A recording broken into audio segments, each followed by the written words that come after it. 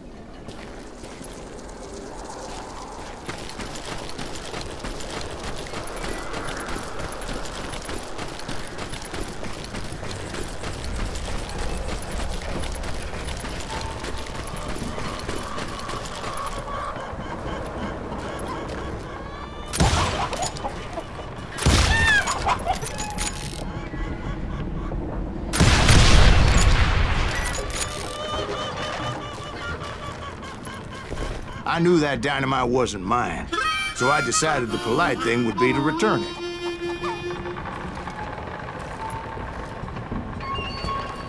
It was the biggest gold rush since Sutter's Mill in '48. Unfortunately, prospectors weren't the only ones drawn to those riches. There were thieves and killers, robbing travelers, and hijacking gold ships. Like those that ran with plumbers. Some were just regular folks I knew from town, drawn by greed and easy pickings. Charlie Crow, the blacksmith.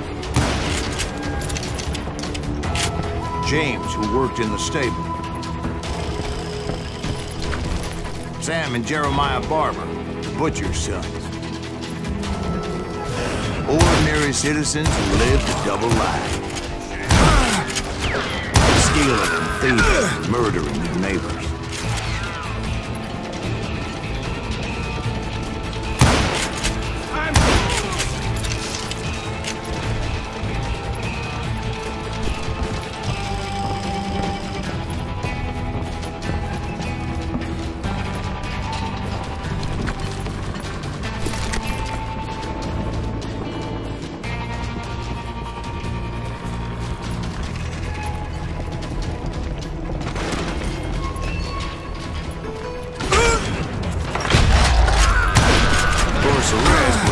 Of the Civil War. Stone-cold killers trained on the bloody fields of Shiloh and Antietam. Dangerous, desperate individuals. Plummer had a lot of men on his payroll. A hell of a lot. That son of a bitch pretended to protect the public with one hand while stealing them blind with the other. He set up a defensive perimeter which I had no idea how to breach.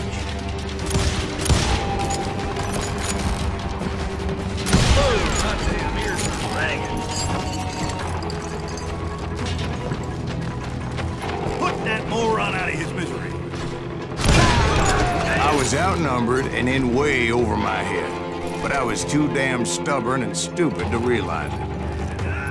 They must have thought I was tough, or had some kind of death wish. seeing as there were barrels of gunpowder everywhere.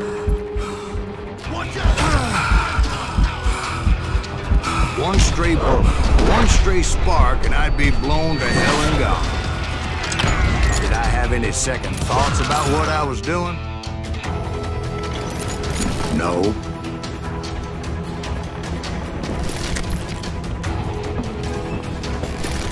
I thought I was some kind of hero.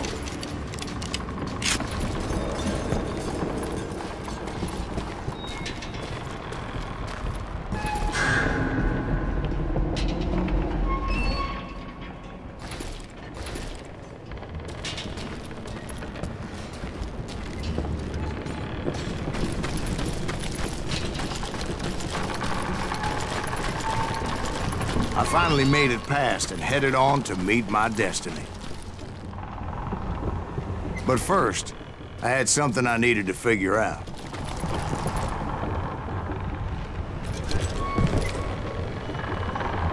I had a few ideas on how to get into that mine, but once I made my decision, I knew there was no turning back.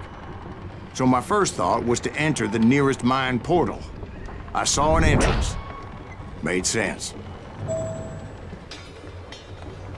It was the quickest way in, but that also made it more dangerous, as there would undoubtedly be enemy pickets posted along the way. What are you, yellow?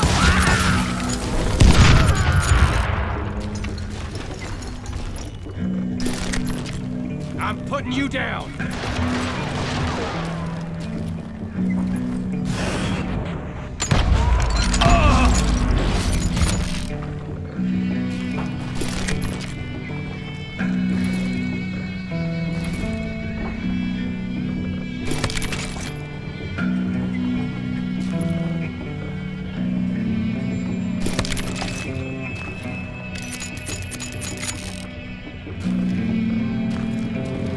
Besides, once you enter a mine like that, it's easy to get all turned around.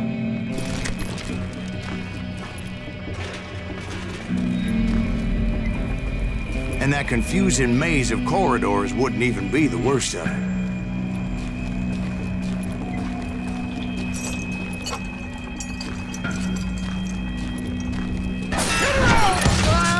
Some of those shafts could be as deep as hell.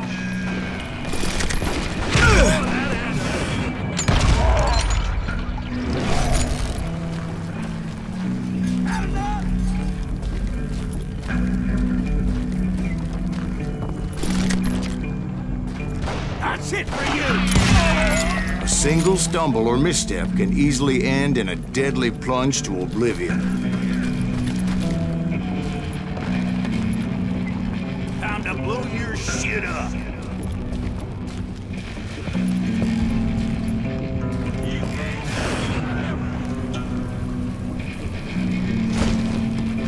You ain't beefing me!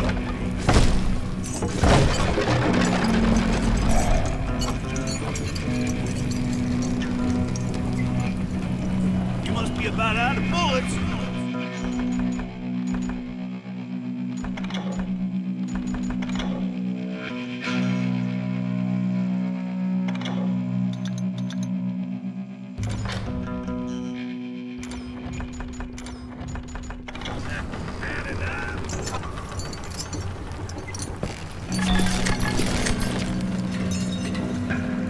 I will drop you down a mine shaft.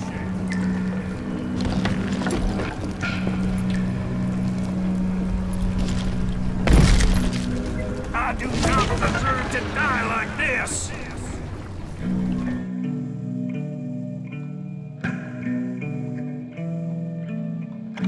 Come on out, you yellow!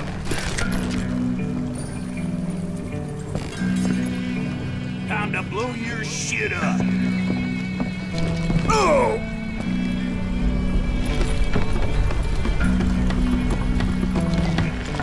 You ain't beefing me.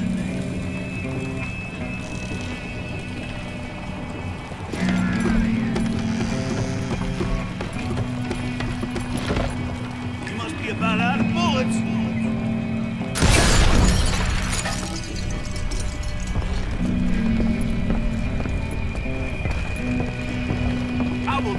down a mine shaft. Quick reflexes often make up for a lack of common sense. Luckily, I was never one to be easily bushwhacked. I would just need to be careful not to blow myself to kingdom come.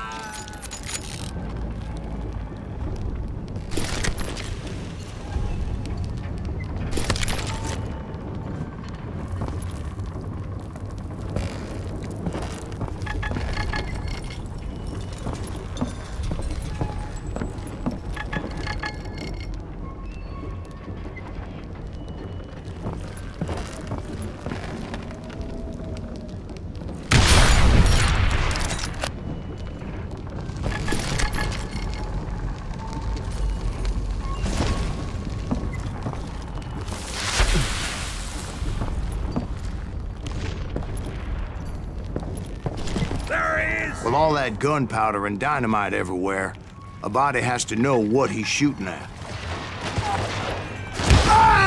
All it takes is one tiny spark, and boom. Surprise! You ain't beefing me.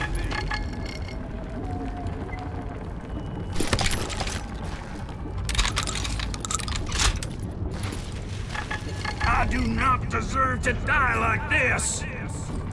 As a boy, I always loved the 4th of July. Take him! Time to get him!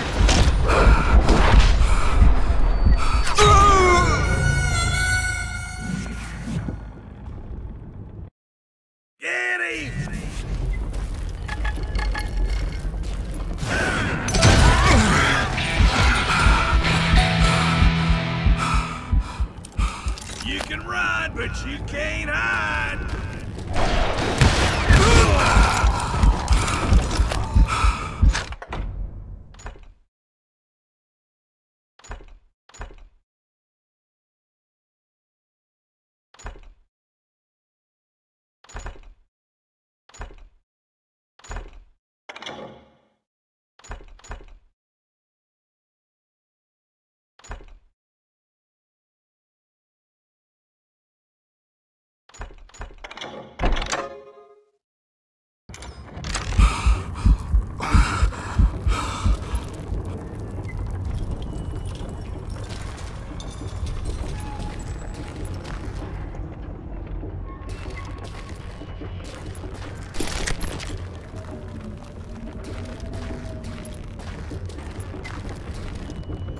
One wrong bullet could have turned that mine into a dad-blasted tomb.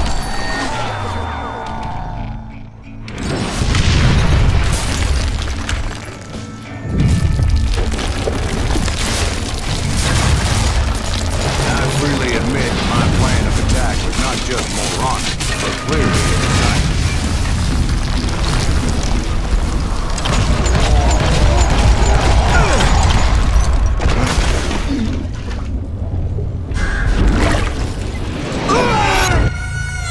It's a good thing that I abandoned that ridiculous plan before I even tried it. Instead, I spotted a ladder, a way into the mine from the opposite side.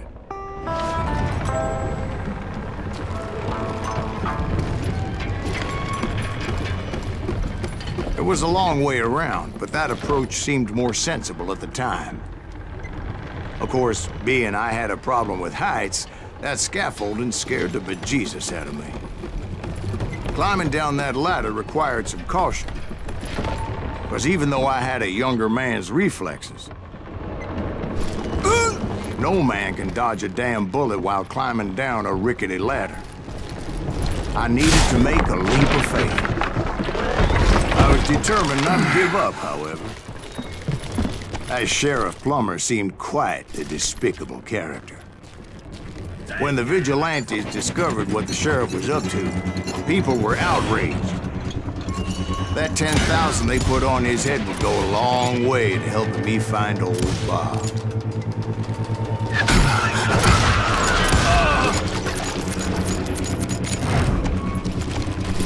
And I had made it my mission to settle that score come hell or high water.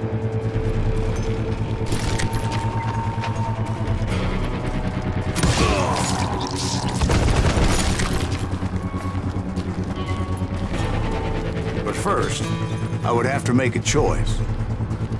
Take the elevator or climb the ladder.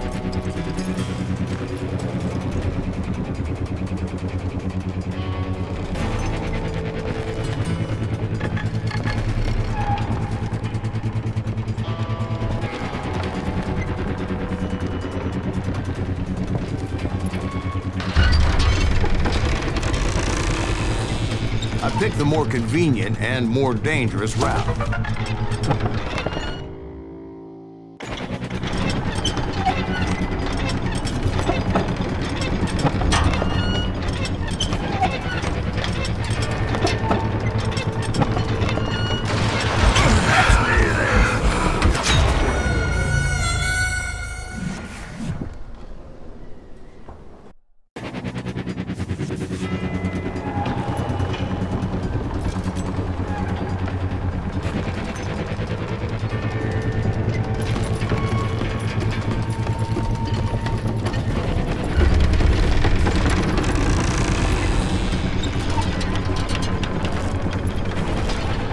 I wanted to use the element of surprise.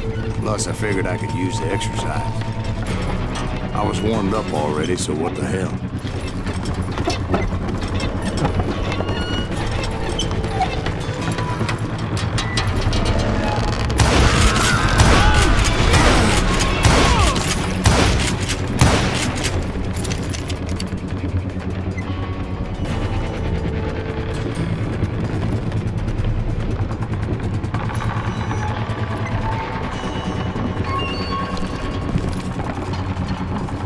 Plummer was a mad dog killer, and the people of Nevada City deserved better.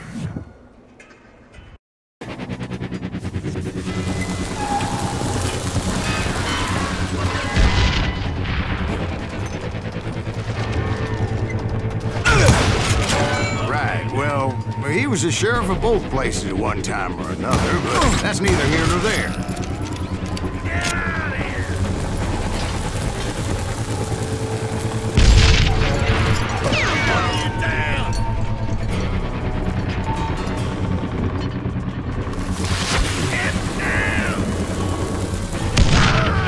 The point was, taking him down would save a lot of lives, including my own.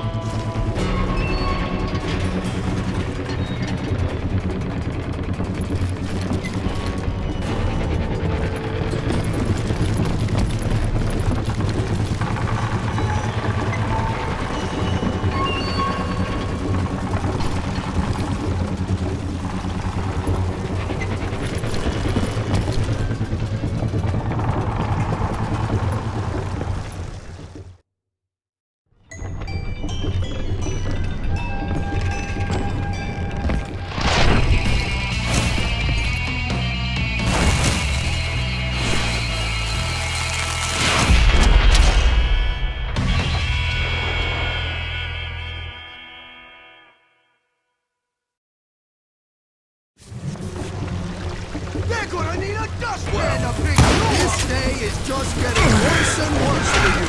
Ain't it? Henry Plummer was clearly unhinged, and I could see right away that this was going to take some doing. Who said you could throw dynamite? Oh! What do you think you're doing? You can shoot, but can you aim?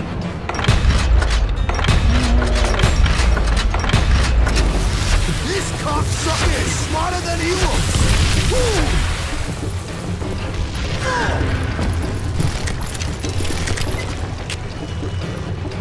You ain't taking me! They're gonna bury you in a million pieces! You're not just give up and die! Oh, Jeff! I need some help here! Come on, boys! Take this cocksucker out!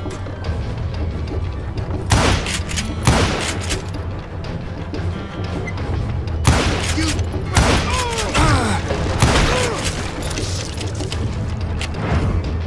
can't hide from me!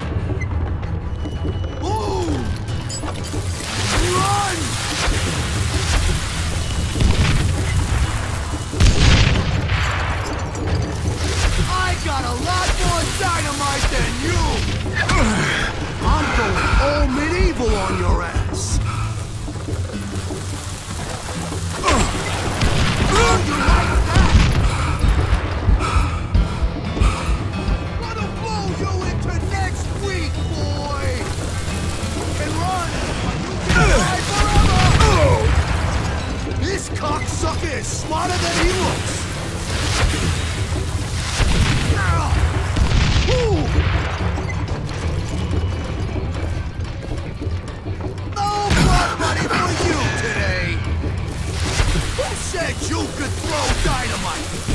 No! You killed him, or I killed you!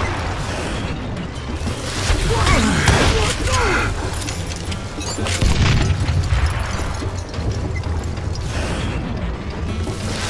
Run! I can shoot too!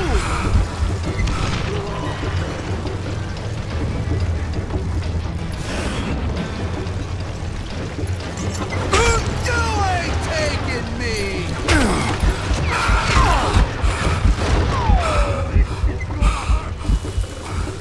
What are you, yellow?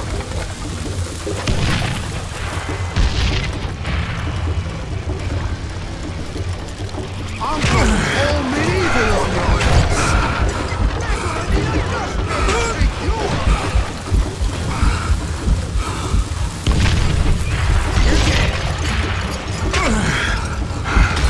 You want some more? This cocksucker is smarter than he looks! You can shoot, but can you aim?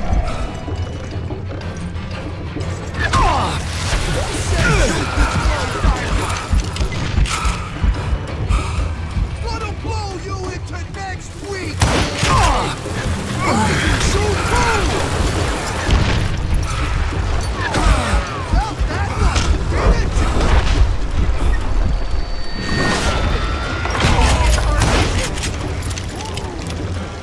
No blood money for you today!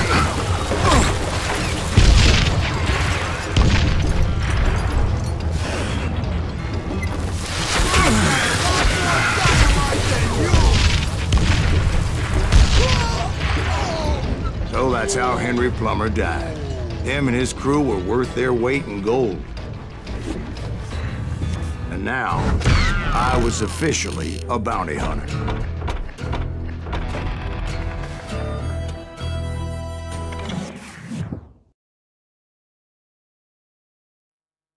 So, did you finally go after that Bob feller? Well, I heard word he was in Kansas with John Wesley Hardin. So that's where I went. Where in Kansas? Abilene. Why do you ask, Ben? No reason. Was Hardin as fast as Ringo? Ringo was fast, but John Wesley was as fast as the devil himself.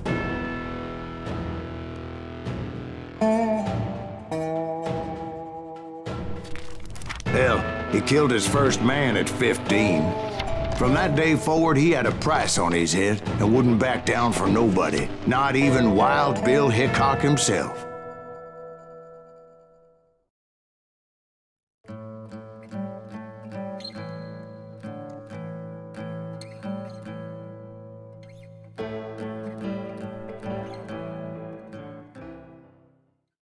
I dodged death many a time, and that night in Abilene was no different.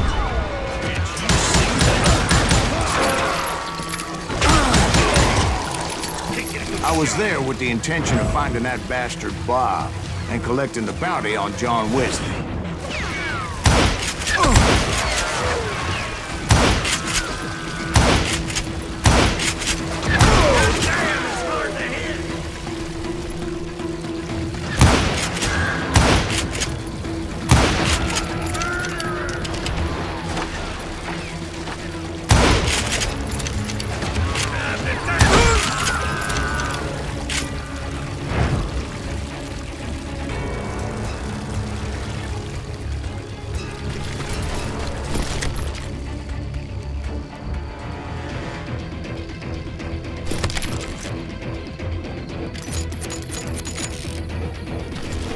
I thought the Texas Rangers got Hardin. Yeah, that's what they want you to believe. It was coldin' a witch's tit and a brass bra that night as I fought my way past his loyal compadres.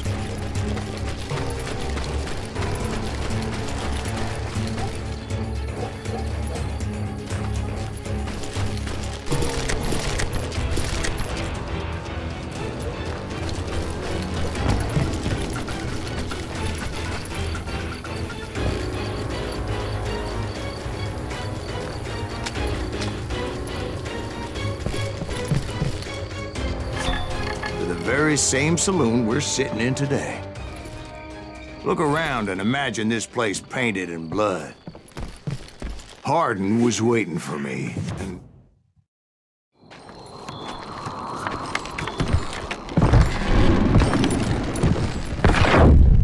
Wait, I'm jumping the gun here. Let me back up and give you some background on this sumbitch. He deserves that much. Don't you think so, Ben? John Wesley Hardin was a killer. By the end, he confessed to taking the lives of 42 men. He was a bona fide folk hero by then, and had amassed a gang of armed miscreants and other assorted thugs. He and his men set up camp outside of town, and I was hoping Bob was among them. Shit, it's cold out here. Freezing. Giblets off. Shoot that son of a bitch! They didn't ask why I was there. They knew. Most of them were wanted as well. I figured Hardin was here somewhere, but to get to him, I'd have to get past his gun hands. I had to spill a lot of blood to find out Hardin wasn't in that camp. He was carousing in town with his closest friends. Hardin's boys apparently didn't want me to reach the bull's head.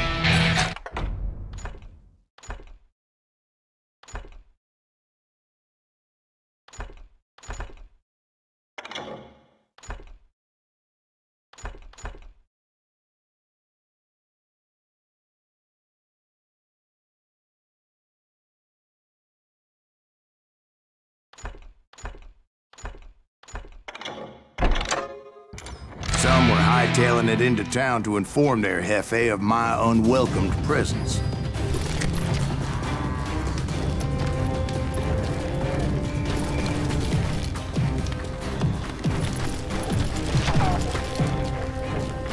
Can't believe you keep missing.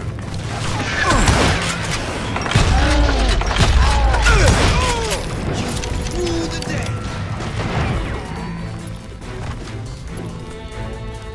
That's right. Tell Hardin someone's coming for him. Stop that sumbitch! Let the boys know we got another law dog.